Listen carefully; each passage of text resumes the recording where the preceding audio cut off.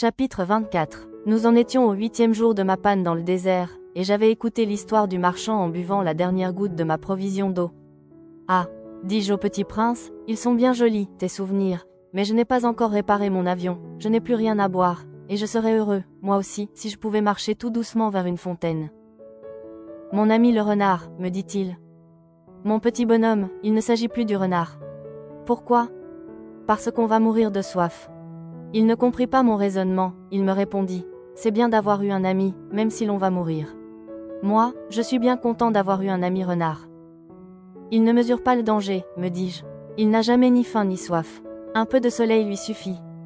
Mais il me regarda et répondit à ma pensée. J'ai soif aussi. Cherchons un puits. J'eus un geste de lassitude. Il est absurde de chercher un puits, au hasard, dans l'immensité du désert. Cependant nous nous mîmes en marche. Quand nous eûmes marché, des heures, en silence, la nuit tomba, et les étoiles commencèrent de s'éclairer. Je les apercevais comme en rêve, ayant un peu de fièvre, à cause de ma soif.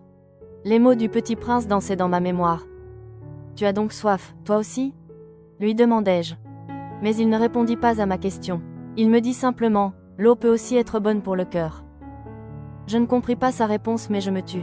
Je savais bien qu'il ne fallait pas l'interroger. Il était fatigué, il s'assit, je m'assis auprès de lui. Et, après un silence, il dit encore « Les étoiles sont belles, à cause d'une fleur que l'on ne voit pas. » Je répondis « Bien sûr », et je regardais, sans parler, les plis du sable sous la lune. « Le désert est beau », ajouta-t-il. Et c'était vrai, j'ai toujours aimé le désert. On s'assoit sur une dune de sable. On ne voit rien, on n'entend rien, et cependant quelque chose rayonne en silence. Ce qui embellit le désert, dit le petit prince, c'est qu'il cache un puits quelque part. Je fus surpris de comprendre soudain ce mystérieux rayonnement du sable. Lorsque j'étais petit garçon, j'habitais une maison ancienne, et la légende racontait qu'un trésor y était enfoui. Bien sûr, jamais personne n'a su le découvrir, ni peut-être même ne l'a cherché.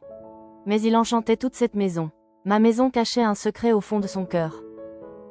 Oui, dis-je au petit prince, qu'il s'agisse de la maison, des étoiles ou du désert, ce qui fait leur beauté est invisible. Je suis content, dit-il, que tu sois d'accord avec mon renard. Comme le petit prince s'endormait, je le pris dans mes bras, et me remis en route. J'étais ému, il me semblait porter un trésor fragile. Il me semblait même qu'il n'y eût rien de plus fragile sur la terre. Je regardais, à la lumière de la lune, ce front pâle, ses yeux clos, ses mèches de cheveux qui tremblaient au vent, et je me disais, ce que je vois là n'est qu'une écorce. Le plus important est invisible. Comme ses lèvres entr'ouvertes ébauchaient un demi-sourire, je me dis encore, ce qui m'émeut si fort de ce petit prince endormi, c'est sa fidélité pour une fleur, c'est l'image d'une rose qui rayonne en lui comme la flamme d'une lampe, même quand il dort, et je le devinais plus fragile encore. Il faut bien protéger les lampes, un coup de vent peut les éteindre. Et, marchant ainsi, je découvris le puits au lever du jour.